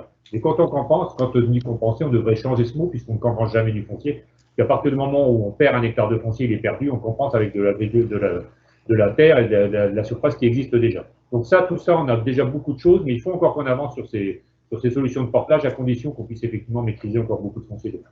Bien, donc on entend bien que cet outil du portage foncier il pourrait servir à installer notamment des porteurs de projets en agriculture bio, en circuit diversifié, circuit court, qui pourraient permettre de remplir ces objectifs de la résilience. Il y a 2 questions sur les PAT, là que j'essaie de prendre au vol, comme ça je vous redonne la main. Donc une question sur la concertation dans les PAT, donc notamment autour de Reims, comment on organise la concertation, puisque c'est vrai que comment est associé finalement le citoyen dans ces PAT. Et une autre question qui est, est-ce que justement toute cette demande dont on a parlé peut être accompagnée par des consommateurs, des acteurs de la vente, des transformateurs, enfin, est-ce que aussi en fait tout ça, ça peut être impulsé par le secteur privé ou des citoyens. Donc je vais peut-être laisser la main donc à Clarisse. Il y a aussi Madame Andriot qui est revenue, qui va nous faire tout à l'heure une petite conclusion, et peut-être Emmanuel et Clarisse sur ces 2 questions là sur le comment s'organise la concertation sur ces PAT, et puis donc est-ce qu'on a des exemples aussi où le secteur privé, les citoyens, ils prennent la main un peu sur des initiatives. Ok. Vous m'entendez là? Oui. Est-ce que vous m'entendez? Ok, très bien. Alors, premièrement, pour répondre à la question concernant la concertation, donc là, c'est une phase qu'on est actuellement en train d'organiser. Et effectivement, on essaye d'avoir les avis de tous les types de publics. Et pour ce qui est du grand public, du coup, on va organiser des événements, des temps forts. Donc, par exemple, on va diffuser un... Ah, on vous entend plus. Il y a eu une coupure. Donc, Oui, on a un petit problème. Oui, pardon. C'est bon. Oui, j'avais été déconnectée. Du coup, je vous disais, on va organiser des temps forts avec le grand public pour pouvoir faire cette concertation. Donc, par exemple, lors de diffusion de films, où on va organiser des débats et ensuite essayer de récolter au maximum d'avis du grand public sur ses besoins, ses attentes en termes d'alimentation. On a aussi lancé de nombreux questionnaires sur tout ce qui était pratique alimentaire et évolution des modes de consommation, avec toujours les mêmes objectifs de comprendre l'existant et comprendre quelles sont les envies. Pour tout ce qui est de la concertation, plus des autres acteurs du système alimentaire, donc du producteur en passant par le transformateur et le distributeur, on va organiser des vraies plénières et des ateliers de concertation donc, par demi-journée, où on rassemblera tous ces acteurs autour de thématiques telles que la préservation du foncier, la diversification de l'agriculture. Voilà. Et aussi, en parallèle, dans le cadre du diagnostic, on mène des entretiens auprès de ces acteurs. Et on est là en force vive, une chargée de mission, une responsable et puis 2 stagiaires. Donc ça fait pas mal de personnes qui vont pouvoir être touchées sur la question. Et pour ce qui est peut-être des actions qui peuvent être menées, vous demandiez, donc par exemple des acteurs plus privés. Moi, je suis déjà là en lien avec la grande distribution qui nous dit que pour certains types de GMS, ils sont prêts vraiment à travailler avec les producteurs locaux, par exemple, sans discussion de prix. C'est un premier exemple. Je ne sais pas si... Emmanuel Follin, peut-être, aurait un exemple ou deux sur le Grand Est d'initiatives un petit peu comme ça? Oui, alors après, il y a des PAT. Je crois que le PAT de Strasbourg avait beaucoup travaillé avec notamment Sodexo, par exemple, en entreprise privée. Donc oui, il y a des entreprises privées qui prennent part vraiment activement dans les PAT. Voilà, à peu près. D'accord, bon. Non mais écoutez, déjà merci là, parce qu'on va devoir clôturer le temps. Il est 15h31, donc on a pris un tout petit peu de retard et je voudrais laisser la parole à Madame Andriot qui vient de revenir, donc suite à un petit problème technique. Ce que je propose, c'est pas que Madame Andriot fasse sa présentation de but en blanc comme elle l'avait prévu, mais nous donne peut-être un petit mot, on va dire, de conclusion. Et puis après, je laisserai juste le dernier mot à mon président, Julien. Mais peut-être Madame Andriot, voilà, nous faire en tant que témoin un petit retour de cette conférence et des grands messages que vous voulez nous faire passer. Vous êtes à l'écran. Ouais, bonjour à tous. Donc j'imagine, j'espère que vous m'entendez. Très bien. Donc désolée, effectivement, je suis dans un endroit qui a eu une alerte incendie juste au moment où je devais intervenir. C'est pas fait exprès, mais je pouvais pas faire autrement que sortir. Alors je vais avoir un peu de mal à faire un retour de tous les messages parce que forcément j'ai pas tout entendu. Quelques petites incises quand même entre ce que je voulais dire et ce que j'ai entendu. Il a été évoqué à une des interventions le fait, je pense que c'est par la personne de Terre de Liens, que les collectivités s'appropriaient vraiment le sujet, que c'était très récent et je suis tout à fait d'accord avec ça. Je pense qu'il faut pour autant, c'est vraiment un sujet à l'ordre du jour aujourd'hui, en tout cas dans les collectivités. Moi, j'interviens je suis élue en Pays de Langres et c'est le cas dans nos collectivités depuis déjà un petit moment. Bon, par ailleurs, je travaille à la NCT, on travaille sur ces sujets-là et c'est bien ce qu'on constate. Pour autant, je pense qu'il ne faut pas mésestimer que si on est passé du stade, c'est juste porté par quelques élus militants à un cercle un peu plus large, ce n'est pas encore tout à fait si simple que ça, parce que ce n'est pas au titre des compétences, entre la volonté politique qui émerge, le fait que ça soit vraiment inscrit de manière significative dans les budgets, et le fait qu'il y ait une vraie culture technique des agents sur le sujet, il y a encore un peu de travail. Donc déjà, ça, j'adhère complètement à la remarque qui avait été faite, mais je pense qu'il ne faut pas mésestimer ça et que l'enjeu de la volonté politique sur le sujet reste très important. Ensuite, il a été beaucoup question du foncier tout au long de ce que j'ai entendu des différentes interventions. Et structurellement, c'était quand même un sujet relativement presque tabou, entre guillemets, au sein des collectivités, cette question du foncier, ou en tout cas des intercos, parce que pour la dimension sur laquelle on est, c'est vraiment au niveau des intercos qu'il faut que ça se travaille. Et c'est pas quelque chose, c'est quelque chose sur lequel on va sur les pointes des pieds. Et si les relations collectivités, acteurs agricoles sont en train d'évoluer, elles sont juste en train d'évoluer, quoi. Et donc, c'est pas encore d'une fluidité complètement absolue. Et je pense qu'il faut pas mésestimer ça comme enjeu pour avancer et qu'il faut soigner en particulier ces relations-là. Ensuite, il y a un autre sujet qui a peut-être été moins évoqué, qui me semble vraiment important. En tout cas, nous, ce qu'on voit au niveau du Pays de Langres, c'est que c'est un sujet qui paraît d'évidence et sur lequel on a du mal à avancer, c'est la question des données. C'est-à-dire qu'au niveau d'un territoire, pour avancer très concrètement sur les sujets, c'est-à-dire arriver à mettre en place des circuits, des sortes de filières locales qui permettent à la fois d'offrir des débouchés aux agriculteurs et d'approvisionner localement et du coup d'enclencher, de régler toutes les questions, enfin de régler, non, mais d'avancer sur toutes les questions qui ont été évoquées. La question d'être capable d'avoir un panorama très précis des producteurs, de ce qu'ils sont capables de fournir, des quantités qu'il y a à transformer, enfin des choses très concrètes et très précises, c'est des enjeux importants. Vous avez un petit... Madame Andriot, ça vient... Qui sont souvent avec une ingénierie qui est souvent pas présente dans les collectivités, des chambres d'agriculture qui ont une partie des compétences, mais là aussi il faut des moyens pour avancer, c'est pas toujours si évident. Donc je trouve que cette question de la bonne connaissance des produits transformés dont on dispose et de comment on peut les écouler, c'est vraiment un sujet qu'il ne faut pas mésestimer, et qui est vraiment de l'enjeu technique, mais qui me semble, en tout cas nous c'est ce qu'on constate au niveau du Pays de Langres, un levier extrêmement important pour avancer. Ensuite, il y a quand même encore des freins de l'ordre autour des questions de culture administrative, notamment sur les commandes publiques, et on voit, en tout cas c'est ce à quoi on se confronte, c'est que la force de l'habitude reste très présente, même quand les blocages ne sont pas complètement réglementaires, même en tout cas quand on sait comment on peut faire, que d'autres arrivent à faire autrement, entre peut-être des fois une volonté politique qui n'est pas tout à fait là pour avancer, ou une volonté technique, la crainte de techniquement est-ce qu'on peut faire ou pas faire, tout ça c'est quand même des ensembles très concrets. Et je pense qu'entre l'étape qu'on a franchie de la sensibilisation, de se dire oui, il y a un enjeu, oui, il y a une urgence, vous l'avez très bien décrit, et l'étape qui est devant nous, c'est-à-dire techniquement pour que tous les rouages se mettent en place, je pense qu'il ne faut pas mésestimer les pas qui restent à faire, les étapes qui restent les marches d'escalier qui restent à monter. Et même si la question de la volonté politique est extrêmement importante, l'outillage technique et le besoin d'ingénierie sur ces sujets-là, il va être très important. Et pour terminer, je pense qu'il ne faut pas du tout...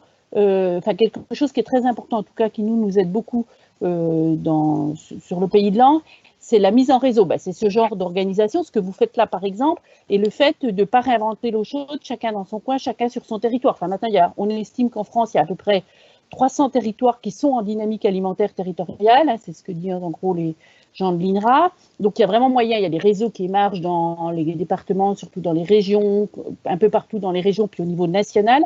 Et je pense qu'il faut vraiment se servir de ça, que quand on est confronté à un problème, il ne faut pas hésiter à demander à d'autres comment ils ont fait, plutôt que de se perdre tout seul à utiliser et user de l'ingénierie pour se trouver confronté à des problèmes qu'on n'arrive pas à résoudre seul. C'est une dimension vraiment importante. Je trouve que c'est important de prendre conscience que beaucoup maintenant de gens commencent à réfléchir sur ces questions-là. Il y a beaucoup d'organismes, beaucoup de territoires, et que ça vaut le coup d'aller chercher de l'aide ailleurs.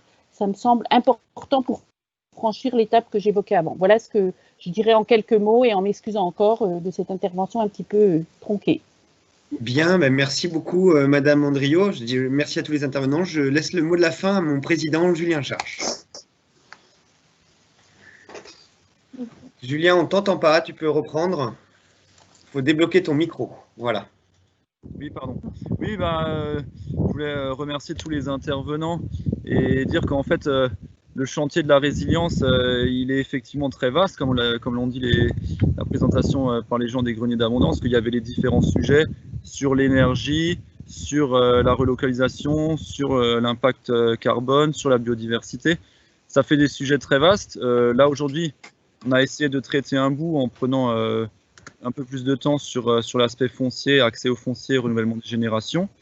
Nous, en tant que producteurs bio, les aspects de relocalisation des circuits alimentaires, ils font partie de notre ADN depuis les débuts de la bio.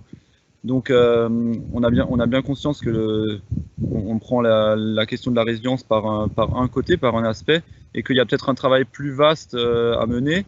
C'est pourquoi on attache aussi beaucoup d'importance, nous, à ce qu'on puisse être vraiment en partenariat avec tous les acteurs de la société, parce que nous, on a un bout de la réponse, il y a d'autres acteurs qui ont un autre bout de la réponse, et on a besoin aussi que les citoyens se sentent mieux investis de cette question-là aussi, parce qu'au final, c'est vrai qu'aujourd'hui, on traite ces questions-là souvent un peu entre gens qui sont au quotidien dans les sujets, mais au final, une politique alimentaire, elle concerne tout le monde, et donc comment on fait pour que tout le monde puisse, et tous les citoyens puissent y prendre part et essayer d'orienter les choses.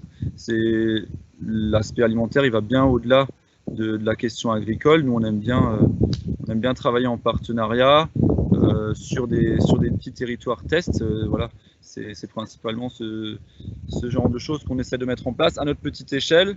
Des projets de filières locales, de territoires qui fonctionnent bien quand on arrive à associer des producteurs, des petits artisans qui vont faire peut-être de la transformation, et puis derrière des structures qui commercialisent en local. C'est des petits exemples comme ça que nous on essaie de pousser, mais voilà, le travail n'est pas fini. C'est bien pour ça que on a appelé cette conférence vers la résilience, parce qu'on est encore, c'est vrai, loin d'y arriver, mais on essaie de poser comme ça des jalons, et puis on continuera à travailler ce sujet-là. C'est un peu l'objet de ma conclusion, de dire aussi que tous les gens qui ont pu nous écouter aujourd'hui et qu'on n'a pas pu voir ou entendre, eh ben on espère bien, on a bien l'ambition de pouvoir au quotidien dans les territoires travailler ensemble avec les producteurs bio, avec les structures qui accompagnent, avec les élus aussi, pour travailler à cette résilience-là, parce que le chantier, on a vu qu'il est assez vaste, et qu'on a un temps quand même un petit peu contraint pour essayer de faire avancer les choses. Donc, merci à toutes et à tous. Et puis, je vous dis, on se retrouve très bientôt sur le terrain pour faire progresser les sujets là. Merci. Merci. Donc, je coupe la conférence. Merci à tout le monde. Merci à tous les intervenants. Et merci aux participants qui ont été nombreux. Au revoir. Au revoir. Au revoir, merci. Au revoir.